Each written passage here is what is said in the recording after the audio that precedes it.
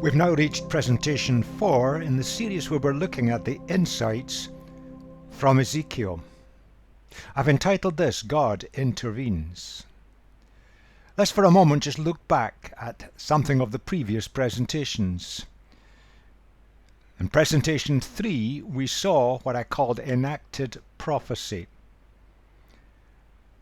Ezekiel was communicating, not by words, but by actions. He makes a model of Jerusalem with siege equipment all around it. Each day he comes out and lies on his left-hand side for over a year, and then 40 days on his right-hand side. And the people saw this, and then he prophesied against the city. God was not going to save it. He's given instructions for cooking, eating and drinking, but all this models the food supply problems that would happen in Jerusalem as the siege approached. And then he's told to cut off all his facial hair, divide it up. He enacts this, he acts it out. A third burned inside the model city, a third struck with the sword round about, a third scattered and thrown to the wind, but a few hairs are kept. But some of them are burned too. An enacted prophecy. God communicating to people who didn't want to listen, communicating them not through speech, not through talks, not through presentations, but through actions, and these actions lasted for well over a year. Devastating way to think of prophecy. The people of Judah were the privileged people of God. They had a privileged status. They'd been rescued by God and given a land. But there was a purpose. God wanted their life quality to follow His directions, high quality living. And others from people groups round about would be drawn in by the quality of life that they would see and all the benefits it would bring. But these people had rebelled. And the actions that Ezekiel had taken place in front of them, he demonstrated before them, lasting for over a year, represented almost 400 years of rebellion. There are inevitable consequences for rebellion. We rebel against God, we lose out. And Ezekiel was showing that the nation would be overrun, it would be decimated, the people would be scattered. God was not going to step in and magically rescue them. They were in a rebellion. They'd moved away from God's protection. They were exposed to the Babylonian armies. But he also shows that a tiny minority would survive. And this tiny minority held the key for the future. Because that tiny minority, God was calling them to live the quality of life that made an impact on the people groups round about. And from that tiny minority in due time, Jesus was born to bring transformation to humanity. Clear message for the exiles in simple terms. Despite what these people thought, God was not going to rescue his people or save the city of Jerusalem. The city would be ravaged, the land would be flattened, the city besieged and burnt to the ground.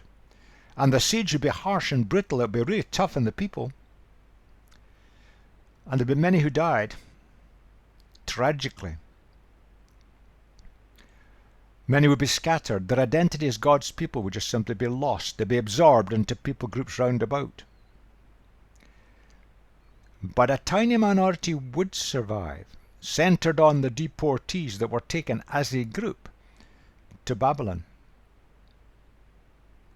A tiny minority would survive. And the reason all this would happen? The people had simply failed to listen to what God was saying, especially the leadership classes. They thought they knew better than God. They pursued their own selfish agendas. Thinking we know better than God always leads to that. And society just was falling apart. Indeed, God describes the life quality of the people of God as no better than that of the people groups round about. Therefore, the purpose of the existence of God people have been lost. They could no longer make an impact. They could no longer point people to God. They could no longer draw people to God. They could no longer release this wonderful, wholesome living to the people groups round about. But in the last presentation we saw that there was a modern equivalent, which is uncomfortable for us, but we've got to face up to this. We've grown far too wealthy. The amount of money and resource that's been expended simply in doing that. When did Jesus command us to do that? And all the things in the building. We've been training clergy to run our religious systems, no matter what denomination we may belong to. Did Jesus command that? Studies have shown that's now true. We've lost the rationale and reason for our existence. That's what we're doing. Happens so often, so easy. And a theologian described it that way. And there have been some terrible evils that have been perpetrated, particularly by leadership in some Christian groups. That's what we're doing. Listen to any gathering, you hear it. That's what God is doing. It's happening in front of our eyes. Churches are closing. We exist to make Jesus known, to live the life quality that reflects His life quality, to make an impact. It's not happening in the West. And that's the outcome. It's started, it's going on, and it will not be stopped unless we change our ways.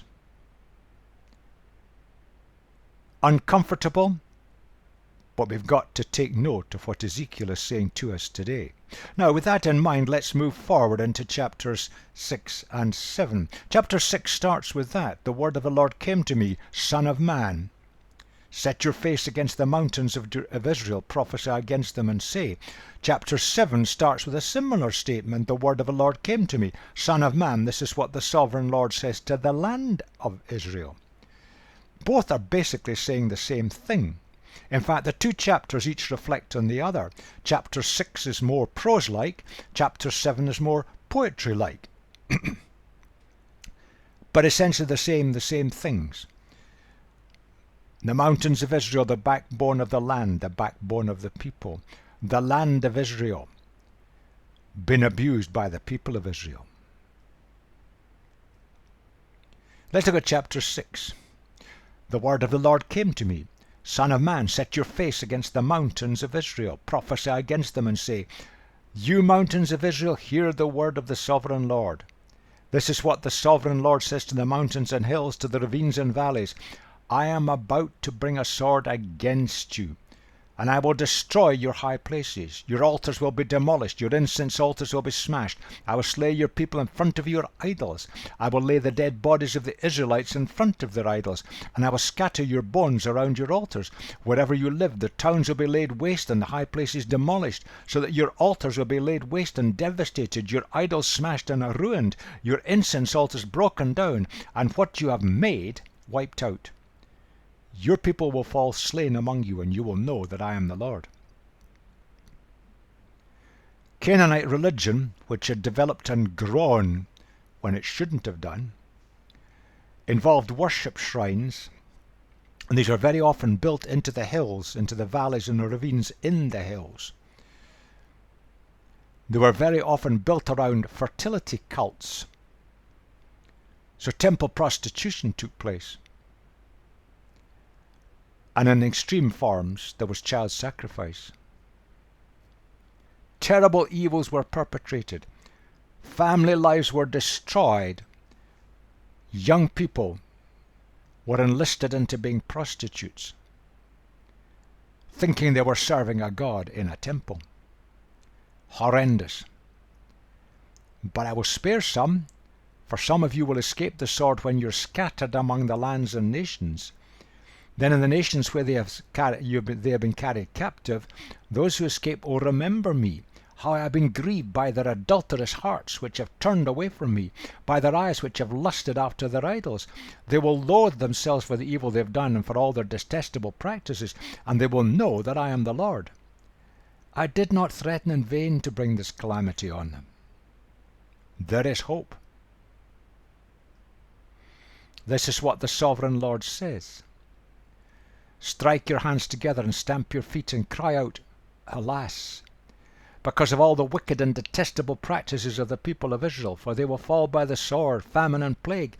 One who is far away will die of the plague, and one who is near will fall by the sword. Anyone who survives and is spared will die of famine. So I will pour out my wrath on them, and they will know that I am the Lord, when their people lie slain among their idols, around their altars, on every high hill and all the mountain tops, under every spreading tree and every leafy oak, places where they offered fragrant sacrifices to all their idols.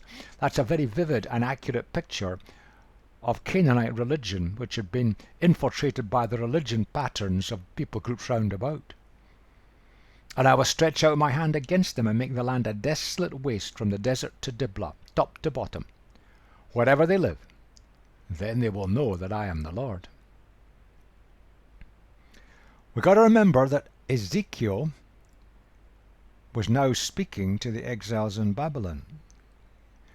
God was not going to allow him to speak until God permitted it. So this was addressed, and that group of exiles in Babylon, these deportees, they were drawn from the leadership classes of Jerusalem. They were the ones responsible for this dreadful pattern of behavior. God gave the land to the people. He rescued them away back in the days of Moses from slavery in Egypt, brought them to the barren desert, gave them the land, which was largely empty with just scattered groups of Canaanites. And they developed the agriculture of the land.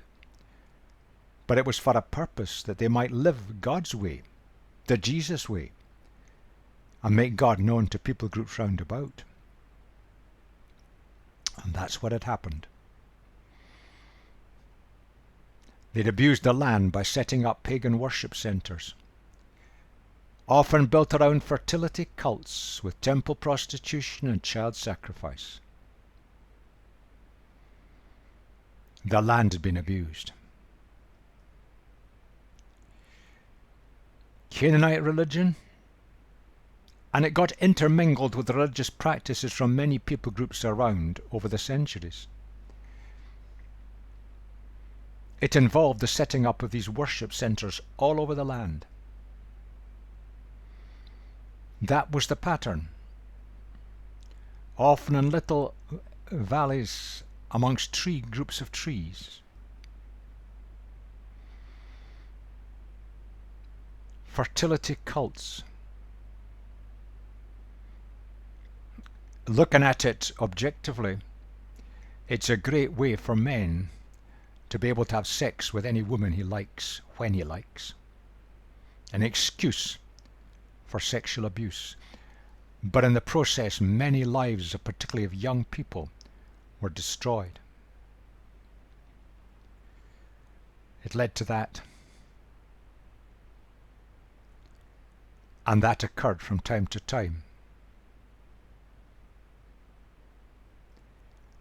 Horrendous. When we lose God at the center of our lives, something else takes its place. In this case, false worship built around abusive sex. People get damaged and hurt. No wonder God is angry. The psalmist puts it this way: the idols of the nations, the people groups, are silver and gold, made by human hands. If you think about it for a moment, If we don't have God at the center of lives, we humans put something created at the center of our lives. It may be wealth, possessions, relationships. It may be power, influence. It may be sex. But something that's created. The created thing may be very good of itself, but we make it a god. And the psalmist says they have mouths but cannot speak, eyes but cannot see. They're just created things. They have ears but cannot hear, nor is there breath in their mouths. Those who make them will be like them, and so will all who trust in them. God hates idolatry because it pushes him out of the center of our lives, and we lose out on the best in life. And that's an understatement. And the reason is this. Many people have observed that. Whatever we worship, we start to reflect that in our lives.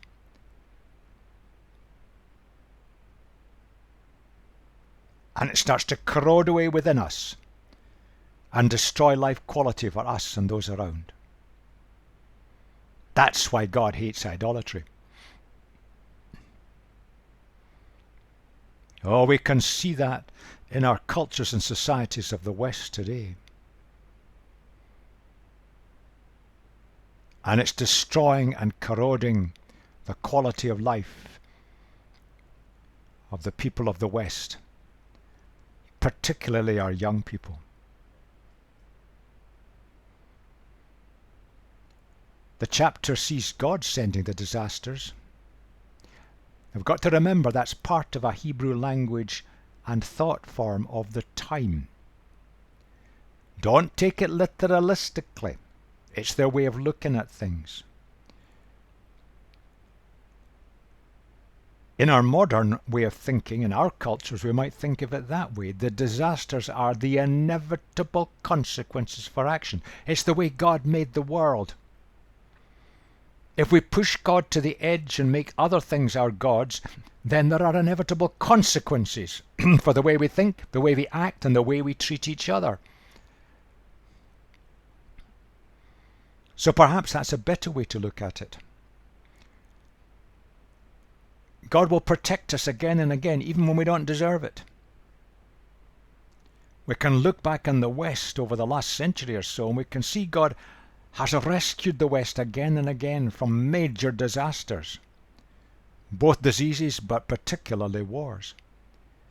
But we haven't learned. There's more to happen. The actual evil that was going to land on the land of Judah and its people was perpetrated by the Babylonians, who, although very highly organized and sophisticated, were brutally cruel. And they enjoyed brutality for the fun of it. They enjoyed putting people through pain.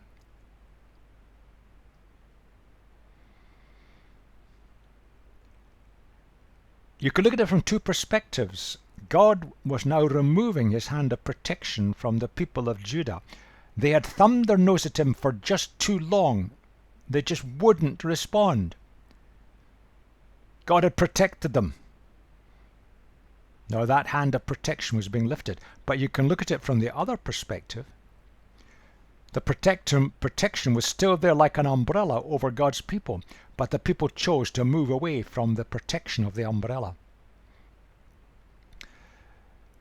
These two are basically saying the same thing, but looked at from different perspectives. Now here are multiple ways of looking at what's happening in this chapter. But we need to remember that the way Ezekiel writes it, he's part of the culture, the Hebrew culture with a Hebrew language and the thought forms of his culture. Don't take it literalistically. The meaning is absolutely clear.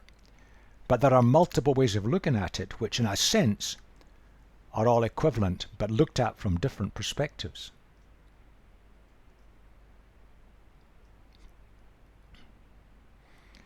But there is a message of hope hidden away in the chapter.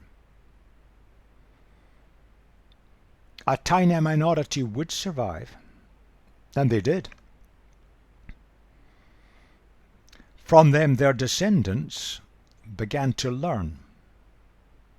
Ezekiel started the whole process going. And from among them many returned to rebuild the nation from the grassroots up. But it starts with that. Get God back to the center of the frame of living. He made us. He knows what's best for us. He's not a killjoy. He's not a spoil sport. He wants the best. He's the God of love. When we get him back at the center, then life starts to take meaning and shape and purpose, fulfillment. They began to recognize that they'd got things wrong. Bringing in and pushing God to the edge and bringing in all their pagan religions had brought in so many evils that were damaging people. And they started to recognize that the only way to straighten it out, because they wouldn't listen, was for God to remove all the props of living and take them back to the starting point. A message of hope. And history shows Ezekiel had it right. Now, chapter 7 is poetic, and the language and the grammar of the chapter are just simply all over the place. Things are just pouring out of Ezekiel. Now remember, he was a young man in his 30s in a foreign country, and what writing materials he had maybe were limited. But it just was pouring out of him, and he just throws it down on paper. Now the meaning is quite clear, and that tells us again the important thing about the Bible. It's the meaning that's the precious, important thing. It's God's meaning. Language and grammar are just vehicles for meaning. Don't take things literalistically. Language and grammar are vehicles. The meaning is what is central. Now, with that backcloth in mind, it's going to come up in fairly small print to get it to fit on the screen, and I'm going to read it through fairly fast to capture the kind of excitement, the chaotic thoughts in his mind of Ezekiel as he gets this revelation from God. The word of the Lord came to me. Son of man, this is what the sovereign Lord says to the land of Israel. The end has come upon the four corners of the land. The end is now upon you, and I will unleash my anger against you. I will judge you according to your conduct and repay you for all your detestable practices. I will not look on you with pity. I will not spare you. I will surely repay you for your conduct and for the detestable practices among you. And then you will know that I am the Lord. This is what the sovereign Lord says. Disaster, unheard of disaster. See, it comes. The end has come. The end has come. It has roused itself against you. See, it comes. Doom has come upon you. Upon you who dwell in the land, the time has come, the day is near. There is panic, not joy in the mountains. I am about to pour out my wrath on you and spend my anger against you. I will judge you according to your conduct and repay you for all your detestable practices. I will not look on you in pity. I will not spare you. I will repay you for your conduct, for the detestable practices among you. Then you will know that it is I, the Lord, who strikes you. See the day, see it comes. Doom has burst forth, the rod has budded, arrogance has blossomed, violence has arisen, a rod to punish the wicked. None of the people will be left, none of that crowd, none of their wealth, none of value. The time has come, the day has arrived. Let not the buyer rejoice, nor the seller grieve, for my wrath is on the whole crowd. The seller will not recover the property that was sold as long as both buyer and seller live. For the vision concerning the whole crowd will not be reversed because of their sins. Not one of them will preserve their life. And it goes on. They have blown the trumpet. They have made all things ready. But no one will go into battle. For my wrath is on the whole crowd. Outside is the sword. Inside a plague and famine. Those in the country will die by the sword. Those in the city will be devoured by famine and plague. The fugitives who escape will flee to the mountains. Like doves of the valley they will all mourn, each for their own sins. Every hand will go limp, every leg will be wet with urine. They will put on sackcloth and be clothed with terror. Every face will be covered with shame. Every head will be shaved. They will throw their silver into the streets. Their gold will be treated as a thing unclean. Their silver and gold will not be able to deliver them in the day of the Lord's wrath. It will not satisfy their hunger or fill their stomachs, for it has caused them to stumble into sin. They took pride in their beautiful jewelry and used it to make their detestable idols. They made it into vile images. Therefore I will make it a thing unclean for them. I will give their wealth as plunder to foreigners, and as loot to the wicked of the earth who will defile it. I will turn my face away from the people, and robbers will desecrate the place I treasure. They will enter it and will defile it. Prepare chains, for the land is full of bloodshed, and the city is full of violence. I'll bring the most wicked of nations to take possession of their houses. That's the Babylonians. I'll put an end to the pride of the mighty, and their sanctuaries will be desecrated. When terror comes, they will seek peace in vain. Calamity upon calamity will come, and rumour upon rumour. They will go searching for a vision from the prophet. Priestly instruction and law will cease. The counsel of the elders will come to an end. The king will mourn. The prince will be clothed with despair, and the hands of the people of the land will tremble. I will deal with them according to their conduct, and by their own standards I will judge them. Then they will know that I am the Lord. It just pours out of Ezekiel. And reading it at that pace, we capture the urgency. This is going to happen. The whole land is going to be wiped out, and there is no hope. All the things that the people held dear, the land, the city of Jerusalem, the temple, the line of kings, all will be stripped from them by a very evil people, the Babylonian Empire. It's vivid, but it's poetic.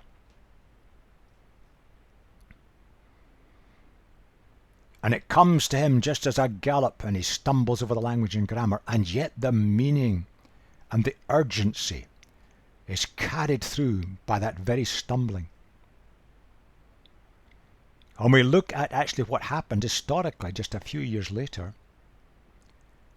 It's a very accurate picture of what actually happened when the Babylonian army under Nebuchadnezzar went south to finish the nation off once and for all. Some very important messages from this chapter. Verse 3, I will judge you according to your conduct. Actions have consequences. God's coming to put things right. That says roughly the same thing. Actions have consequences. They sowed to the whirlwind, they were going to reap from the whirlwind. And the tragedy is that in order to start things again, so many people lost their lives. Oh, God does not want that. But it's our rebellion. Our rebellion. We choose to go our own way. We choose to move away from God's protective hand. And it comes upon us till the penny drops.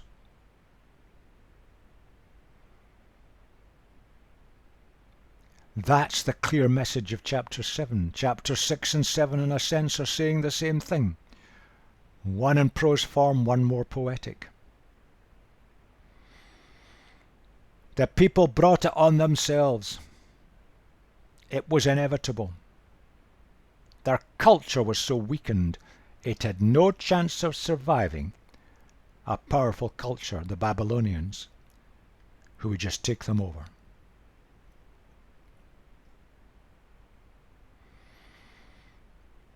The chapter finishes that. When they went through that, those who survived, the penny started to drop. But you find that kind of statement 7 times scattered throughout chapters 6 and 7. Not quite identical, but saying the same thing. God was allowing this to happen, that the people, the penny might drop and they might realize just what they'd done. They'd pushed God out of their national life and their personal life. They'd lost their way. They'd lost life quality. Their society was falling apart. God was in action. You could summarize it that way. Now just stop and ponder for a moment. That's what we are doing in the West today. With all our education and all our developments and all our technology, we think we are so clever, and indeed human beings are clever. But in the fundamental issues of life, we don't have the answers, because the answers lie in our Maker. Think about that. The people of Judah did that, especially the leadership classes. Lip service to God. They went through all the temple rituals. They did all the religious performance. It was meaningless to them. We're doing that today. That's the inevitable occurrence. When God is pushed to the edges of life, ethics and morality, the whole standards of the system starts to fall. It did in Judah. You can see it in much of the literature of the time. It's happening today in the West. The purpose and existence of the people of Judah, God's people, had vanished. They were no different from the people groups round about. They couldn't communicate God and share God and the quality of life with the people groups round about. There are parallels in the West today, tragically. See, we're in covenant with God. God has rescued us. And the people of Judah, going back to the people of Israel, rescued from slavery in Egypt. Today, God has rescued us through all that Jesus did in his life, death, and resurrection. God wants a response from us. We have responsibilities. He does it for us. He rescues us. He sets us free. He invites us into his kingdom with Jesus to live for him. But he seeks from us quality living, Jesus living. He gives us all the resources we need by his grace. We don't deserve it. God does it for us, but we've got to be willing to receive it. That's what God seeks from us. And again, with his resources, by his grace, he seeks from us to make an impact on those around. Not by shouting at them, but simply by living a life quality, the life quality of Jesus, and drawing people in and drawing people to Jesus by his grace. The people of Judah had failed. They'd forfeited the reason for their existence. In the Western societies that we have today, we are largely failing. The consequences will be the same for us as it was for Judah. You see, if God is no longer center in our life, personally and nationally, as people groups, as God's people groups in our Christian communities, we do it our own way. We run our own systems.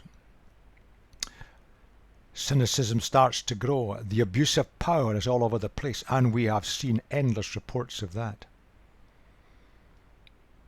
Now we have disrespect for human life and concomitant social corruption. Happened in Judah, it happens today. And society self-corrupts. And there's a kind of social implosion and the collapse of the culture. Look at history, you see it again and again. From a spiritual level, we could say God is a God of justice. He wants things put right for the benefit of all of us. And he calls us to account. He gives us a long time. He's very, very patient. He's being very, very patient with the West. But the patience is running out. And many are going to be hurt. And are being hurt. You see, we are depending on our wealth, on our power, even on our weapons. We're depending on our human abilities. We're clever enough to solve our problems. They pass ever more laws to do it. But amongst God's people in the West today, we're depending on our religious rituals and performances across all denominations and groups. These are false securities. They will not survive. God allowed the Babylonians, and they were an evil people. It may seem unfair to us, but the Babylonian Empire was one of the shortest-lived empires in the history of the world. And these very evil cultures don't last. They themselves are taken over. There are major issues. There were major issues for the people of Judah. And the ruling classes amongst the deportees in Babylon, they started off by refusing to listen. And it went on for years. It's the same in the West today. We've got to ponder the messages of Ezekiel. Think through the implications. And in our Christian groups, we've got to pray them through, pray them in. But it will need radical changes, not tinkerings. God is calling us to a different way. This is God intervening. God intervening amongst the people of God. And it's tough.